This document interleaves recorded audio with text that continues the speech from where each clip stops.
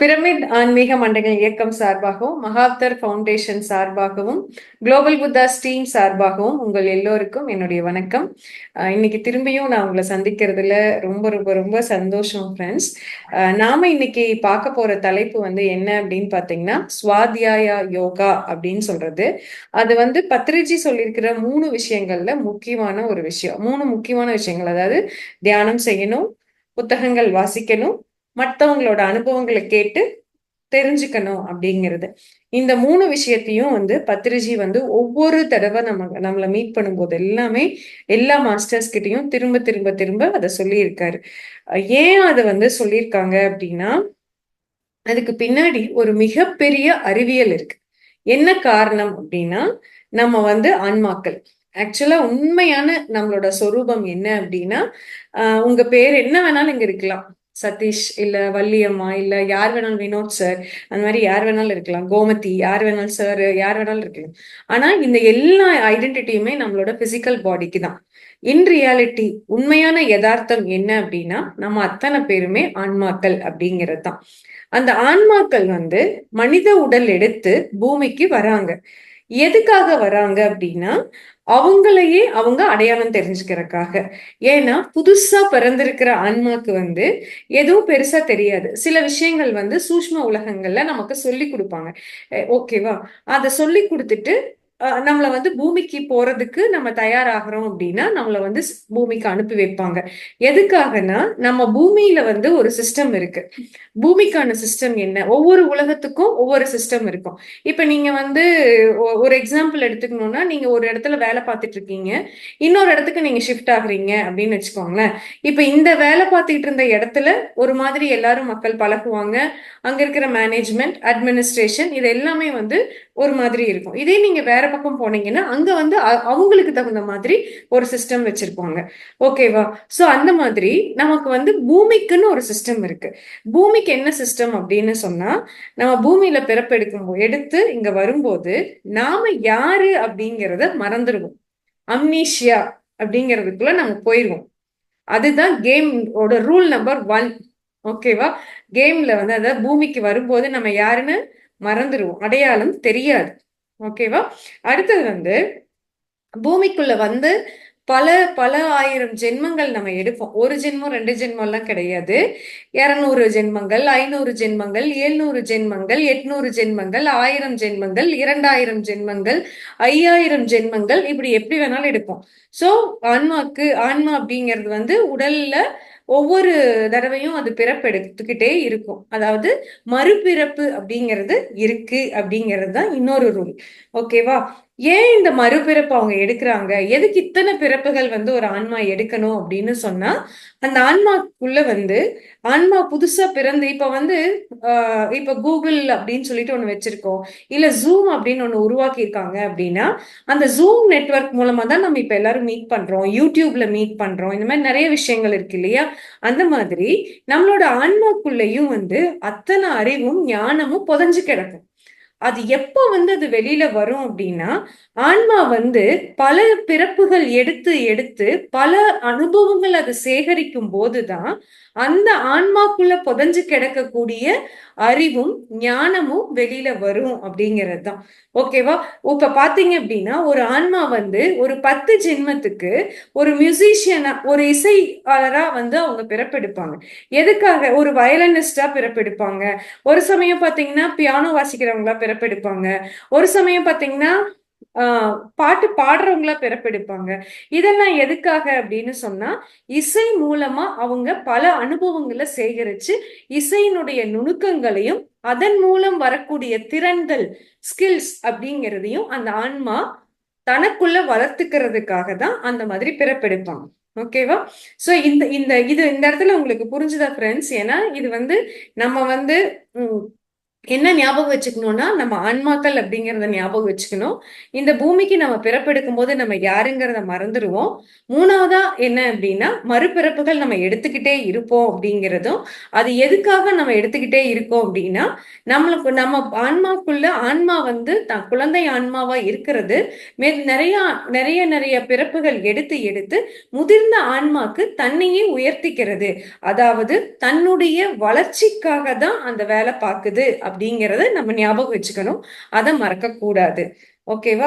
சரி, அப்போ இது வந்து எப்ப முதிர்ந்த ஆன்மாவா அது நடக்கும், எப்ப முடியும் அப்படின்னு சொல்லும் போதுதான் கர்ம விதி அப்படின்னு சொல்லிட்டு ஒண்ணு வருது. கர்ம விதினா என்ன? இந்த பூமியோட இன்னொரு முக்கியமான ஒரு ரூல் இருக்கு. ஒரு கேம், இந்த கேம்குள்ள ஒரு ரூல் இருக்கு. என்ன அப்படின்னா, நீங்க ஆன்மாவினுடைய இயல்புக்கு தக்கவாறு உங்களை இயக்கிக்கிட்டு இருக்கிற வரைக்கும், ஓகே, ஆன்மாவின் இயல்புனா என்ன?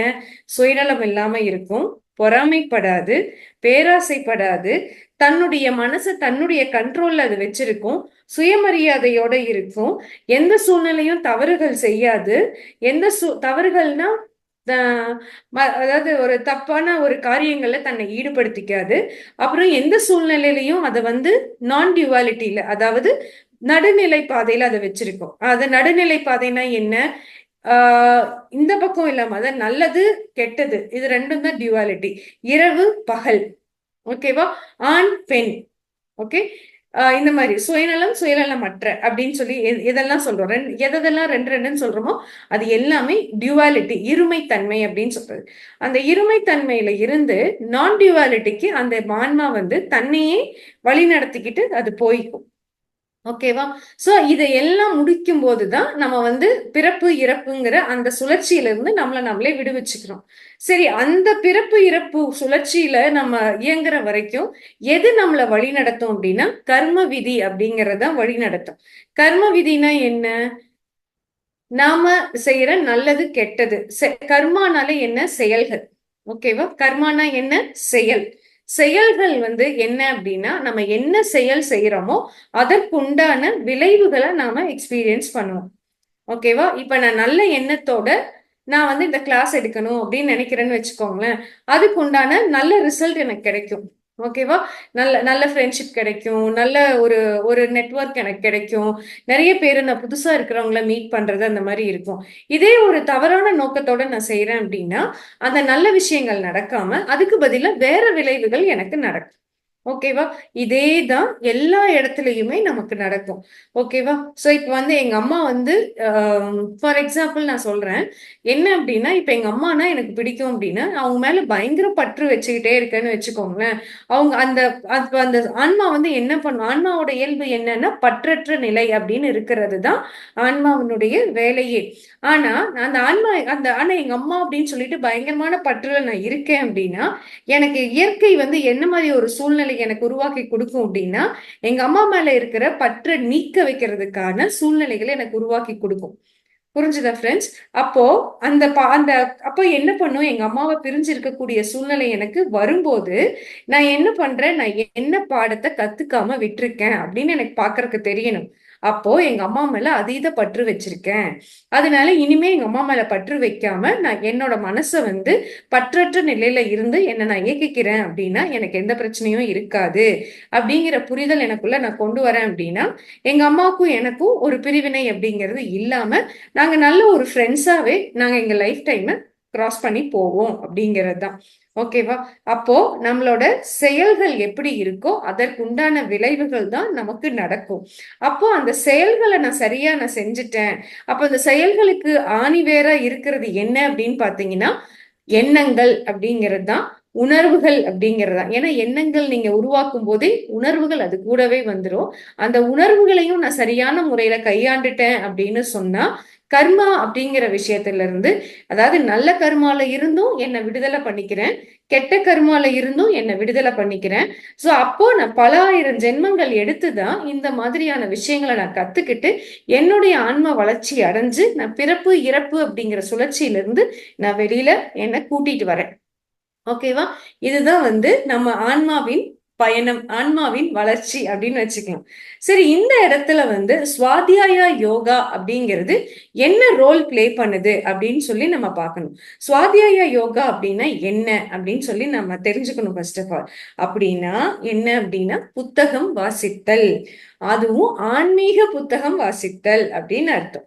ஏன் ஆன்மீக புத்தகம் நான் இந்த இடத்துல வாசிக்கிறேன் அப்படின்னு சொன்னா, நான் இந்த பூமிக்குள்ள ஒரு ஆன்மாவா ஒரு உடல் எடுத்து நான் பிறப்பெடுத்த உடனேயே நான் என்ன பண்றேன், ஒரு சின்ன குழந்தையா இருந்து கொஞ்சம் கொஞ்சமா வளர்ந்து வளர்ந்து வந்துட்டே இருக்கேன்.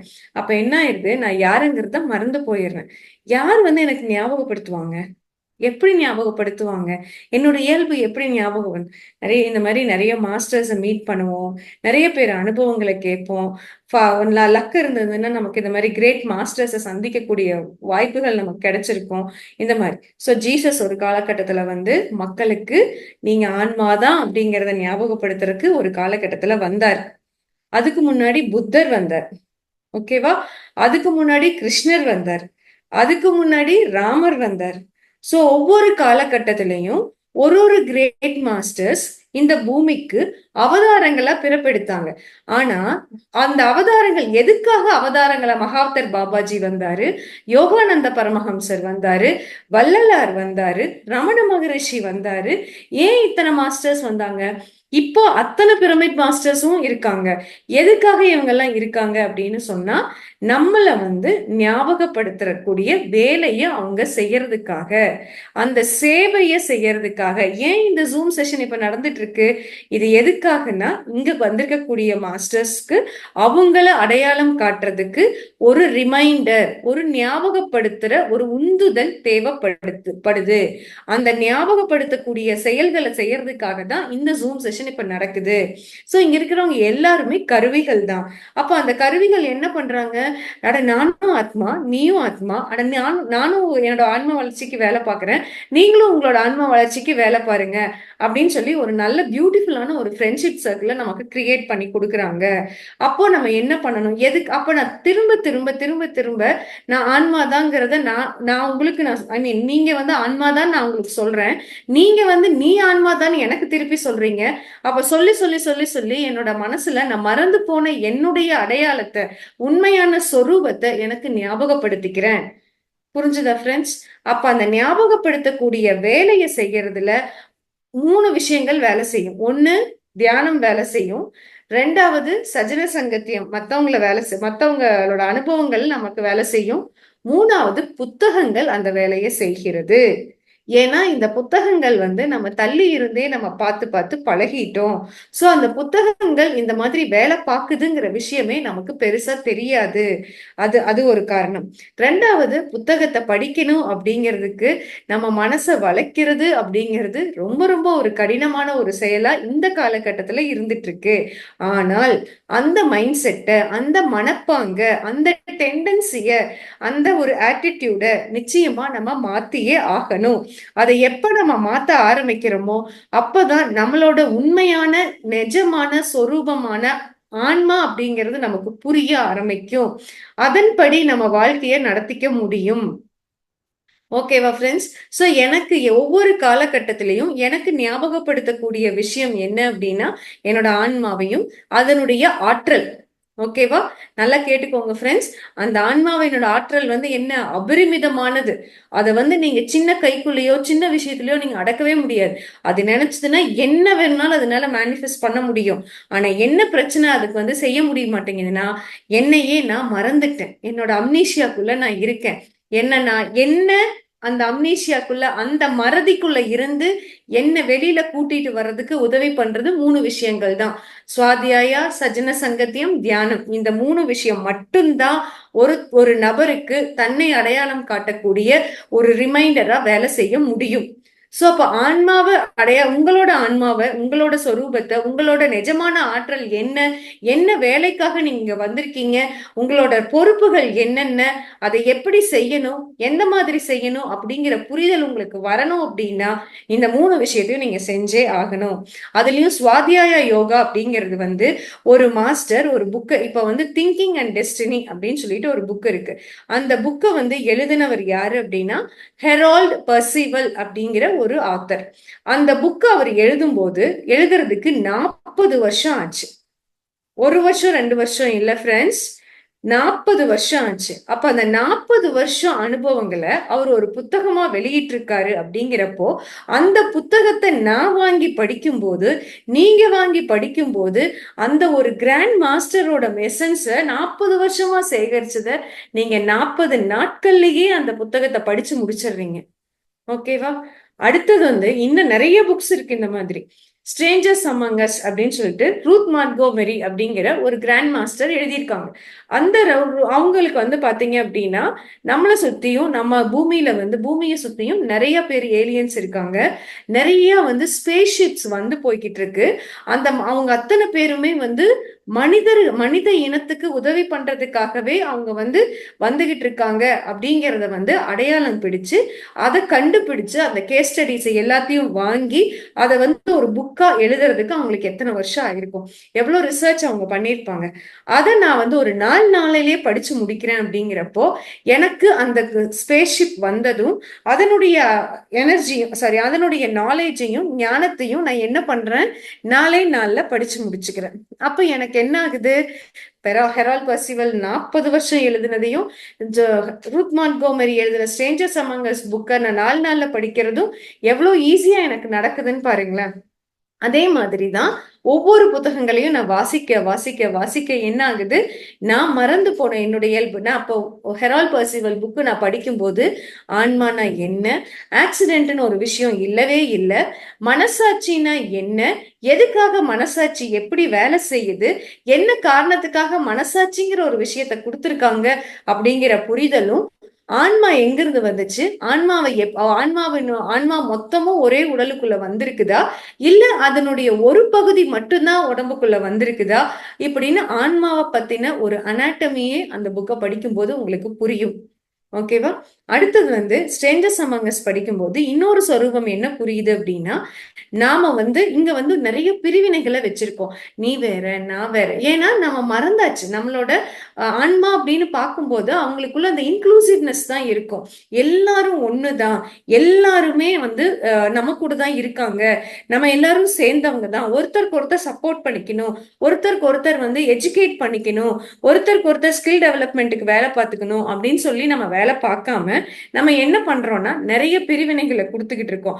ஆனா ஸ்ட்ரேஞ்சர்ஸ் அமங் அஸ் புக் படிக்கும் போது நம்மளுக்கு என்ன கிளாரிட்டி கிடைக்குது அப்படின்னா, நம்மளுக்காக எத்தனை பேர் வேலை செய்யறாங்க, எவ்வளவு ஹெல்ப் பண்றதுக்காக துடிச்சுக்கிட்டு இருக்காங்க, அந்த ஹெல்ப்பை எடுத்துக்க தெரியாம நாம எப்படி முட்டாளா இருக்கோம் அப்படிங்கிறது நிச்சயமா ஒரு தெளிவு கிடைக்குது. ஓகேவா? அடுத்த புக்கு நீங்க எடுத்தீங்க அப்படின்னா, வீரா ஆல்டர் அப்படின்னு ஒரு master from mundane to magnificent அப்படிங்கிற ஒரு புக்கை எழுதியிருக்காங்க. அந்த புக்கை நீங்க பார்க்கும்போது, ஒரு ஆன்மா தன்னுடைய உடலை விட்டு வெளியில போகும்போது ஒரு சில்வர் கார்ட்ல கனெக்ட் ஆயிருக்கு. ஆன்மானா ஆஸ்ட்ரல் பாடி வெளியில போகுது. வெளியில போகும்போது ஒரு சில்வர் கார்ட்ல அது கனெக்ட் ஆயிருக்கு. பிசிக்கல் பாடி பூமியில அவங்களோட பெட்ல படுத்துட்டு இருக்கு. ஆனா ஆஸ்ட்ரல் பாடி எவ்வளவு தூரத்துக்கு வேணும்னாலும் வித்தின் ஃபிராக்ஷன் ஆஃப் செகண்ட்ஸ்ல எவ்வளவு கிலோமீட்டர் ஸ்பீட்ல எவ்வளவு இதுல ஸ்பீடா டிராவல் ஆகுது அப்படிங்கிறதையும் நம்ம தெரிஞ்சுக்க முடியும். அதனால எவ்வளவு பெருசாவும் எக்ஸ்பேண்ட் ஆக முடியும் அப்படிங்கிறதையும் தெரிஞ்சுக்க முடியும். எவ்வளவு குட்டியா மாறுனா நம்மளோட ரத்த அணுக்களுக்குள்ள இருக்கக்கூடிய அந்த white blood cells, white blood corpuscles and red blood corpuscles, இதை ரெண்டையுமே அவங்களால பார்க்க முடியுது. அந்த உடலுக்குள்ள இருக்கக்கூடிய உறுப்புகள் எந்த அளவுக்கு சந்தோஷமா ஒரு ஒரு மனிதன் சந்தோஷமா ஆரோக்கியமான எண்ணங்களை வெளியிடும் போது அந்த உறுப்புகள் எவ்வளவு ஆரோக்கியமா இருக்கு. இதுவே தவறான எண்ணங்களையும் தாழ்வான எண்ணங்களையும் கீழான எண்ணங்களையும் வச்சிருக்கும் போது அந்த உறுப்புகள் எவ்வளவு தவிக்குது அப்படிங்கிறதையும் அந்த புத்தகங்களை நம்ம வாசிக்கும் போது நம்மளுக்கு தெளிவா தெரியும் அப்படிங்கிறது தான். அடுத்தது இன்னொரு புக்கு நம்ம படிச்சோம் அப்படின்னா, இப்போ untold story of Sita, Dina Merriam எழுதின அன்டோல்ட் ஸ்டோரி ஆஃப் சீதா. அந்த புக்கை நம்ம படிக்கும்போது என்ன தெரியுது அப்படின்னு சொன்னா, சீத்தை ஆக்சுவலா நம்ம எல்லாரும் என்ன நினைச்சிட்டு இருக்கோம், சீத்தை தீ குளிச்சாங்க, ராமர் சந்தேகப்பட்டாரு, அந்த மாதிரி தானே நம்ம யோசிச்சுட்டு இருக்கோம். பட் இன் ரியாலிட்டியில அது நடக்கவே இல்லை. இதெல்லாம் எதனால வந்ததுன்னா, நாம யுக மாற்றம் நடந்ததுனால பூமி தன் நிலையில இருந்து கீழே இறங்கி இறங்கி இறங்கி இறங்கி வந்ததுனால தன்னுடைய உண்மையான தெய்வீக சக்தியான அந்த சைக்கிக் எனர்ஜி, காஸ்மிக் எனர்ஜி அப்படின்னு பல பேர்கள் நம்ம கொடுக்கிறோம்ல, அந்த ஆற்றல பூமியும் இழந்ததுனால நமக்கிட்ட இருந்த அந்த ஆன்மாவின் அறிவு அப்படிங்கிறது குறைஞ்சு போயிடுச்சு. அதனால சீத்தை எவ்வளவு பெரிய வேலை செய்யறதுக்காக இந்த பூமிக்கு வந்தாங்க, எப்படியோ அந்த பெண்ணாற்றலினுடைய முக்கியத்துவம் என்ன அப்படிங்கறத அந்த புத்தகத்தை வாசிக்கும் போது நம்மளுக்கு தெளிவா தெரியுது. எப்படி நம்ம இப்ப மேல் சாவனிசம், ஆண ஆதிக்கம், பெண்ணியம் அப்படின்லாம் நம்ம பேசிட்டு இருக்கோம். ஆக்சுவலா உண்மையாலுமே ராமர் காலத்துல அதெல்லாம் எதுவுமே நடக்கல. நாமளா அசியூம் பண்ணிக்கிட்டோம், யூகிச்சுக்கிட்டோம். அந்த மாதிரி யூகங்களுக்கு எல்லாம் இடம் இல்லாம இந்த புத்தகத்தை வாசிக்கும் போது நிஜமாலுமே ராமரும் சீத்தையும் எப்படி இருந்தாங்க அப்படிங்கிற ஒரு தெளிவு நம்மளுக்கு கிடைக்குது அப்படிங்கிறது தான். இந்த மாதிரி அன்டோல் இது தௌசண்ட் சீட்ஸ் ஆஃப் ஜாய் புக்கை படிக்கும் போது ஆனந்த கருணேஷ் அப்படின்னு ஒருத்தர் இருக்கார், ஆத்தர். அவருதான் அந்த புக்கோட ஆத்தர். அவரு எப்படி லக்ஷ்மி மாதா அவரு மூலமா பேசியிருப்பாங்க. இதே அன்டோல் ஸ்டோரி பாத்தீங்கன்னா full and full third experience மூலமா கிடைச்சிருக்கும். ஸோ தேர்ட் எக்ஸ்பீரியன்ஸ்னா என்ன, சேனலிங் மெசேஜஸ்னா என்ன அப்படிங்கறத பத்தி நம்ம தெரிஞ்சுக்கலாம்.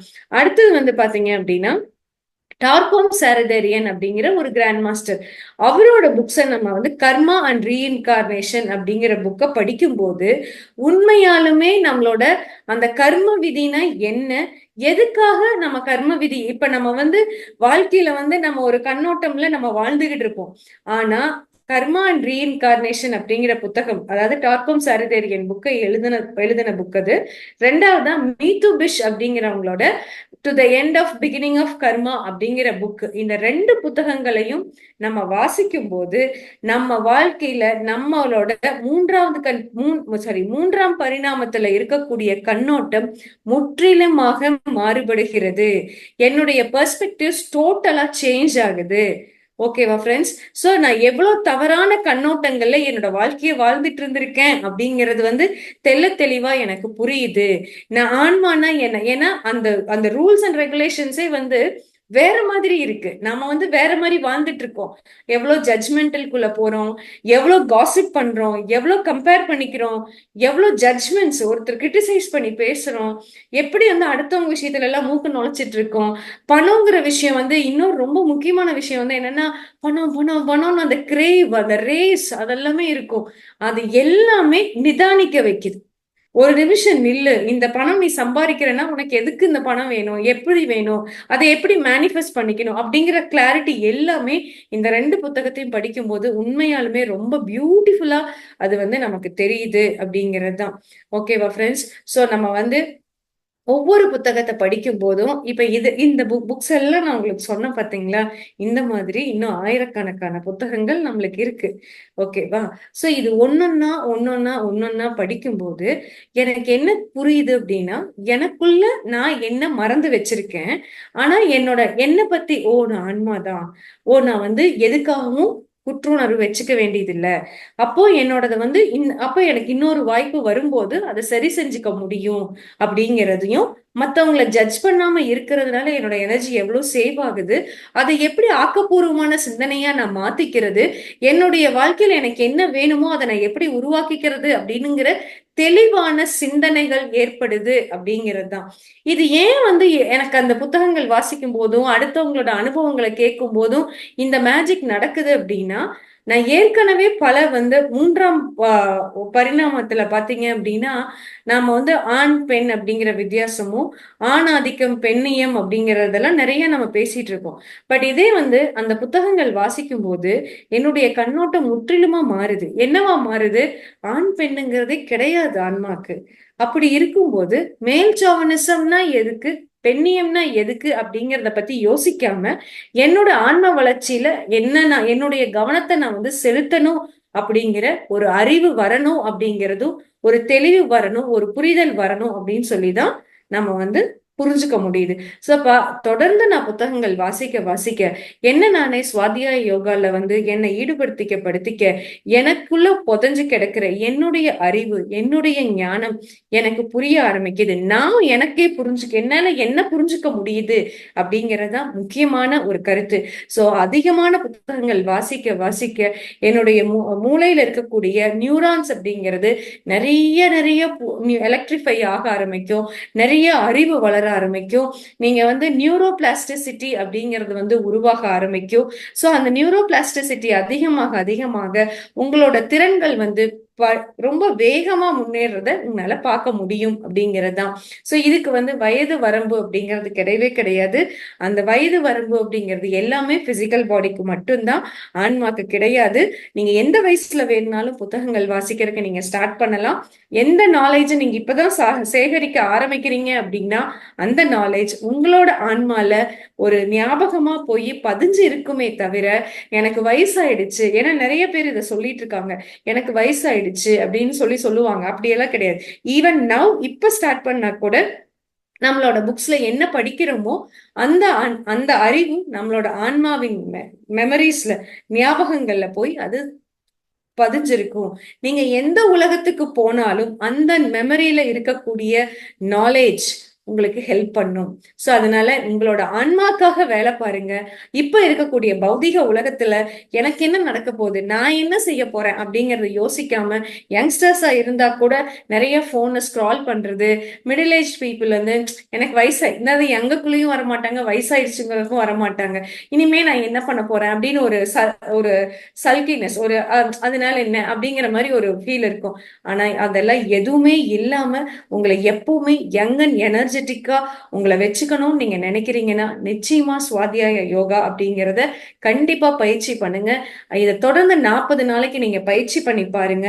நீங்க உங்களுக்குள்ள வர மாற்றத்தையும் உங்க குடும்பத்துல வரக்கூடிய மாற்றங்களையும் நிச்சயமா உங்களால பார்க்க முடியும். அப்படிங்கிறதும் மெதுவா உங்களோட ப்ராப்ளம்ஸ்க்கான தீர்வுகளை, உங்களோட பிரச்சனைகளுக்கான தீர்வுகளை ஒன்னொன்னா உங்களாலேயே கண்டுபிடிக்க முடியுது. அப்படிங்கும் போது உங்க வாழ்க்கையில உங்களுக்கான ஒரு தன்னம்பிக்கை அதீதமா வளர்றத உங்களால பார்க்க முடியும். உங்க வாழ்க்கைக்கு உங்களால முழு பொறுப்பை எடுத்துக்க முடியும். உங்க வாழ்க்கையை பீஸ்ஃபுல்லா லீட் பண்ண முடியும். சுயமா சார்ந்து வாழ முடியும் அப்படிங்கிறது தான். ஏன்னா ஒவ்வொரு தடவையும் நம்ம போய் இன்னொருத்தர் யாராவது ஒரு குரு வருவாங்க, தீட்சை கொடுப்பாங்க அப்படின்னு நம்ம நினைச்சிட்டு இருப்போம். அதெல்லாம் எதுவுமே நடக்காது. எந்த மேஜிக்கும் கிடையாது. யாராவது உங்களை அப்படி சொல்லிட்டு இருக்காங்கன்னா அது எல்லாமே தப்பு, போய் உங்களை ஏமாத்துறாங்க. நீங்க நம்பாதீங்க. சுய சிந்தனை வேணும்னு நினைச்சீங்க அப்படின்னா தினமும் தியானம் பண்ணுங்க, தினமும் புத்தகங்கள் வாசிங்க, இந்த மாதிரி சச்சங்கம்ல நீங்க கலந்துக்கோங்க. நிச்சயமா சுய சிந்தனை வரும். அப்ப சுய சார்பு அப்படிங்கிறது 100க்கு 100 பாசிபிள் அப்படிங்கறத நான் சொல்லிக்கிறேன். சோ அதனால சுயமாக சார்ந்து வாழ்றதுக்கு தான் நீங்க உங்களை பழக்கப்படுத்திக்கணுமே தவிர அடுத்தவங்களை சார்ந்து இருக்கிறதுக்காக இல்லை. அடுத்தவங்களை சார்ந்து இருக்கலாம். உங்களுக்கு ஒண்ணு தெரியல அப்படின்னா ரொம்ப பணிவோட போய் ப்ளீஸ் சார் எனக்கு இது சொல்லிக் கொடுங்க, எனக்கு இது தெரியல, மேடம் ப்ளீஸ் எனக்கு இது சொல்லிக் கொடுங்க, எனக்கு தெரியல. அவங்க வந்து சொல்லி கொடுத்தாலும் கேட்டுக்கணும். ஆனா அவங்க சொல்லி கொடுக்கல அப்படின்னாலும் பரவாயில்லை, அவங்க எனக்கு சொல்லல, இன்னொருத்தர் யார்கிட்டயாவது போய் கேட்கறேன்னு நம்ம கேட்கறதுக்கு தயங்காம நம்ம போய் கேட்கணும். இந்த தயக்கத்தை எல்லாம் உடைக்கிறது சுவாத்தியாய யோகானால 100% பாசிபிள். அதனால நீங்க நிறைய நிறைய புத்தகங்கள் வாசிக்கணும் அப்படிங்கறத கேட்டுக்கிறேன். ஓகேவா ஃப்ரெண்ட்ஸ், இதோட நான் என்னோட உரையை முடித்துக் கொள்கிறேன். Thank you so much friends. Thank you sir.